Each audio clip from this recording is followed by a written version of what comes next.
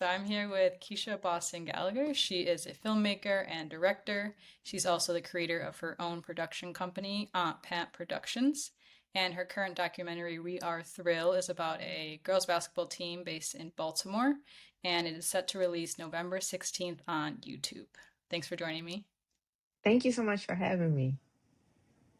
Yeah, so let's get right into the documentary. Where did the idea for We Are Thrill, how did it come about? So my child's on the team, and I spend all my time at her stuff. So if you're a sports mom, you understand. Like my life is just built around whatever she has, and literally playing around her calendar because she plays on throw. Not only does she play throw, she does other sports. She does club lacrosse. And she does travel soccer. And right now, it's the season of all of them. Like all of them got practice, all of them got stuff. You're Um, and I just said at a game, yes, yes, I'm busy. Like so, I we have a tournament. I have a soccer tournament tomorrow. So I would sit at the games, and I will always try to figure out like, well, how can I film? How can I like how can I work on my next project if I'm always here? And then I would look at the games with thrill and see the interactions with the coach to see the things the refs would do. The refs really with the drama, like they are driving the story every game. And I just was like, this has to be on this is a story. This needs to be on television. And also just seeing the world of girls basketball is nothing like it is portrayed in the mainstream media. They are just as great, if not better, than the boys. Um, they charge us the same amount to go to their tournaments. The girls are training, they're running, they're working hard. Like it's very much the same. And I really wanted to tell the story of this. And when it started going through my head, I said this was before Angel Reese blocked the shot with one shoe. That's how I mark time. That's how I mark time. the shoe.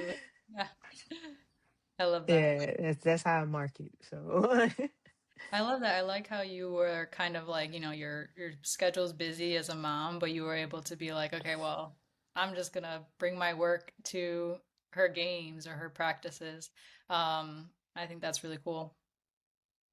And as a yeah, that filmmaker, was the only way it was gonna work. Like, and right? I love basketball. Like, I mean, I, I say that's my first love, and Yeah, sometimes I joke and say I only had a child so they could play basketball. yeah. So I love that. So you played works. yourself.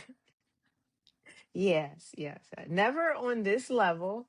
Like I dreamed of this level and to have parents like me. Like, my mother's like, "Oh, you figure it out." Like, and here I am like, you need this, the temperature's going to drop, you need this and what? I'm gonna sign you up for training and go to this camp. So, Yeah, I love that. And then you were able to, like, as a filmmaker too, I feel like your filmmaker mind saw the story. And so it all kind of came together nicely. yes. Yes, cuz this is my first documentary. Okay. I've always did scripted material. Okay. So knowing how to do scripted material um, really helped me in telling a story in this documentary. Okay. And then where did Aunt Pat Productions, like how did that name come about? Is there a story there? Yeah, so Aunt Pat is the name of my aunt, and she passed away a few years ago. Um, I won a filmmaking competition in, I think, 2021. It's called the Flip the Script filmmaking competition, and we were filming my short film. And they said, "Oh, you have to have a production company." And I was like, "For what?" And he's like, "You should have a production company." And I'm like, "What am I gonna do with it?" Like, I'm not even really thinking. And they said you should call it. I think it was KBG Productions, and my husband did the logo and he drew it up, and I actually had like all the social media for it and everything, but it didn't really feel right. And eventually just I just kept thinking about it, and I said, I'm gonna name this after Aunt Pat. And that was literally, that was just a thing with Aunt Pat. Like, she would introduce herself. It didn't matter. She would meet you and say, "Hi, I'm Aunt Pat."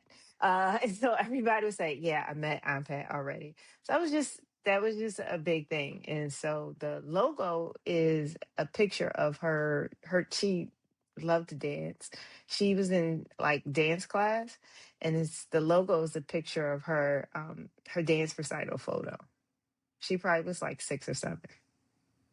Yeah, I love that. I like that. Yeah, it seems like there's a more personal reason, more personal story, and why you changed the name, versus going with your initials, right? That's the KBG. Yeah, yeah. It didn't like, it just was like, yeah, like it. But yeah, Aunt Pat Productions. And in the beginning and the end of all my productions, you hear her say, "Keisha, it's not Pat." That was the last voicemail she left me. Oh, yeah, that's really special. Yeah, and I saved it, and I was like, "Oh, this would be perfect," you know. And instead of crying about it and stuff like that, like, I just laughed because I'm like, "Oh gosh, she was calling to get on my nerves to ask me about something that she knew I didn't know about or didn't care about." So, Yeah, so that's yeah. And if you go to the website, you see a picture of us from when I was a kid. So, cool. And I'll make sure to link the website in the description below. Um, but yeah, that's really special that you kind of get to reuse her voice now for your artwork and for your documentary yeah, productions. I think yeah. that's When I put it out, everybody loved it. They were like, "Oh my gosh, this is so." And I saved that voicemail. I didn't use it for like a couple of years. it was just in the vault. Yeah, yeah. I was just saving it, and I was like, I didn't want to erase it. I'm getting to the point now where I'm going to save at least 2 voicemails of everybody just in case something happens. Um, I didn't want to erase it. I had a bunch of her voicemails. She left a lot for me. I had a bunch of them, but I was like, that would be perfect. That'd be perfect. Yeah, it's good that you kept it. I'm sure there was something in the universe was telling you to keep it, so it's good that you did. Yeah, so Yeah. it worked out. Okay, so the documentary we've talked a little bit about on social media with each other, but it touches a lot on the lack of self-confidence in particularly young girls playing basketball or women playing sports in general, whether it's personal issues off the court or just like struggling with belief in their skills on the court as well. Why do you think it's important Mhm. to talk about this message in your documentary? I mean, it messes up your game. Like, I tell my child, you can't play with attitude. I've never seen you play good with an attitude. And when you deal with this self confidence, it is, it just, it causes a hindrance in your game. And it really kind of holds the girls back, or anybody playing, to be honest. It really holds you back, because they really shy away from their weakness, and they go with what they know, even though they know that wasn't the best decision. And just for an example, dribbling with your weak hand.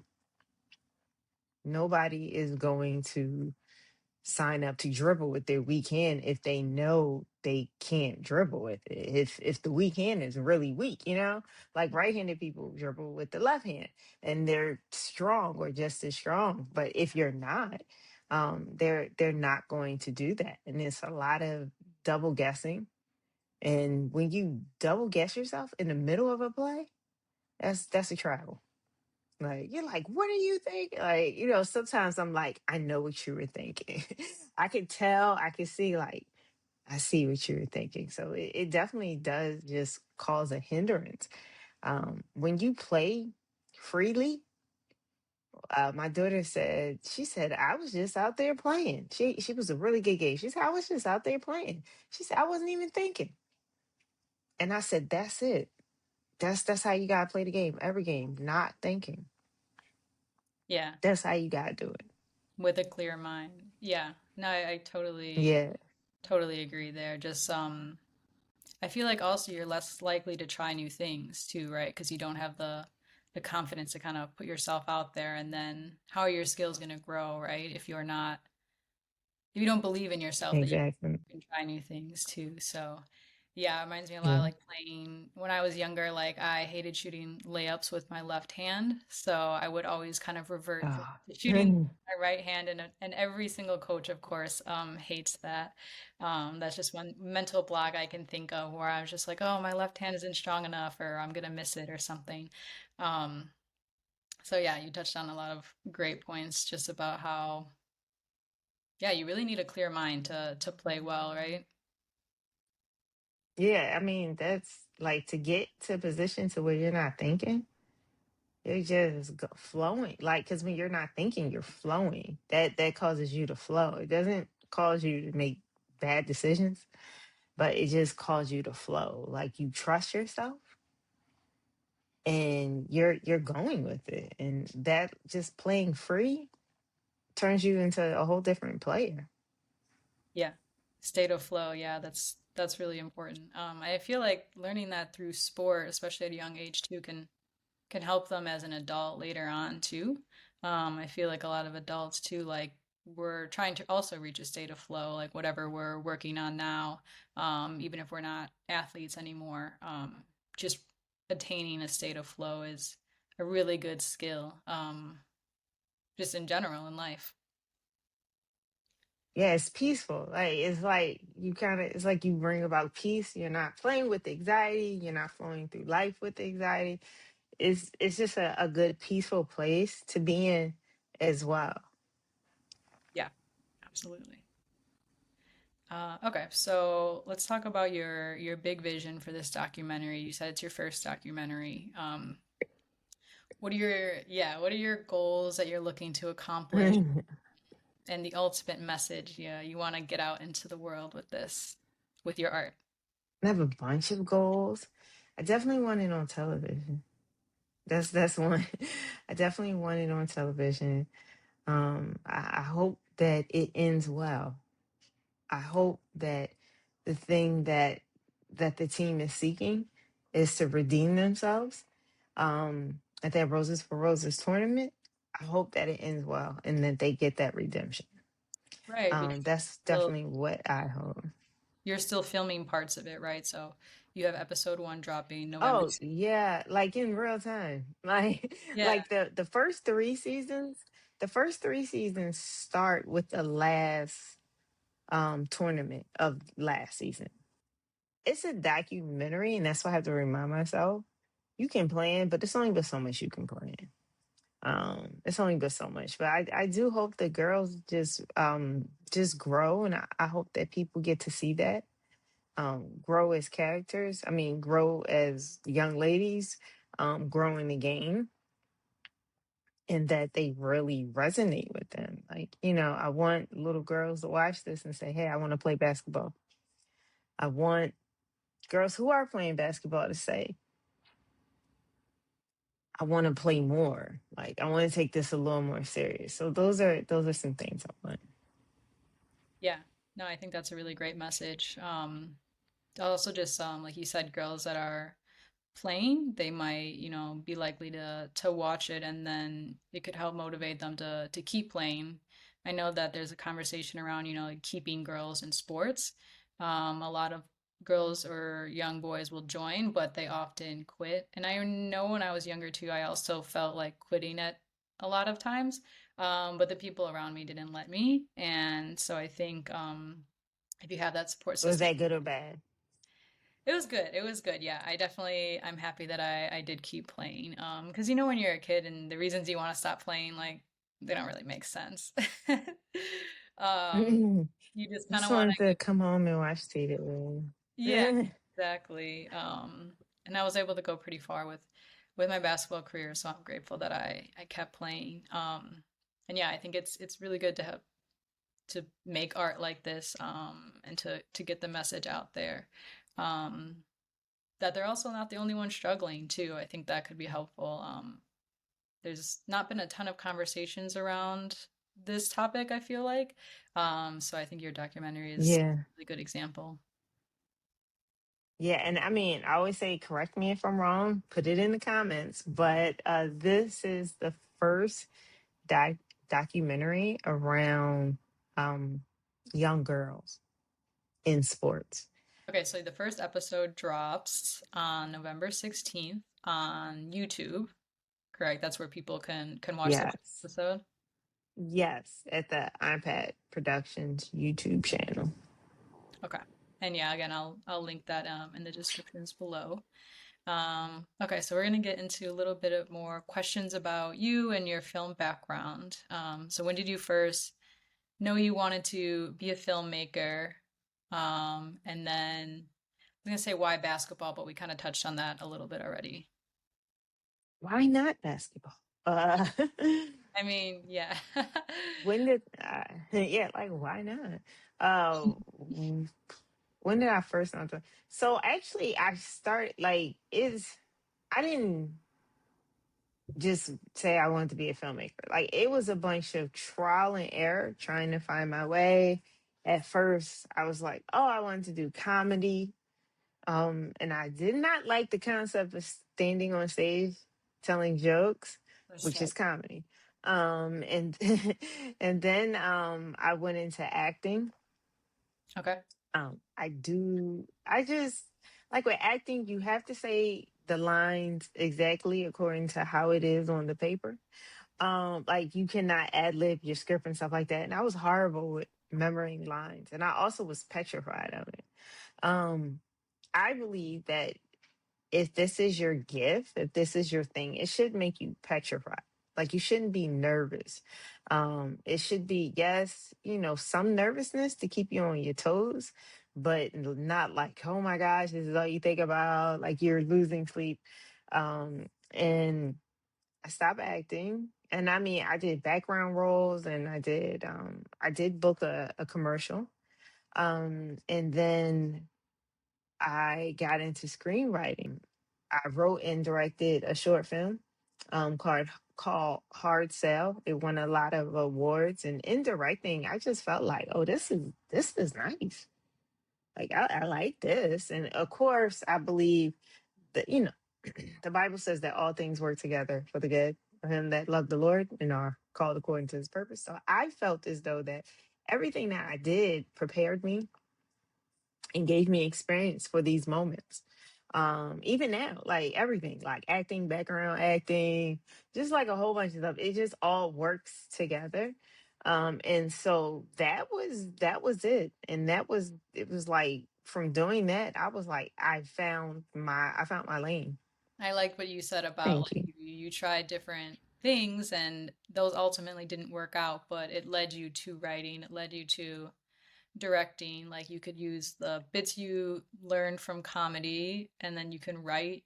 You can be a comedy writer, and then what you learn from acting to kind of help you transition into directing. So I think with life has these ways of like setting things up and we can't always see it in the moment and then until it comes together. So let's get into what do you think like the biggest challenges of being an independent filmmaker and then the biggest reward. If you had to pick, Man, I'm so sure many there's challenges. many, yeah. No, I cannot pick one. I will not pick one. Like, I mean, money. Money is a budget. I mean, money is a thing. And also like I have a job.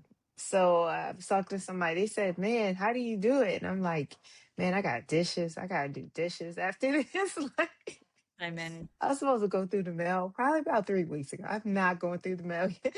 Like, yeah, those are some challenges that, this stuff is done after my job.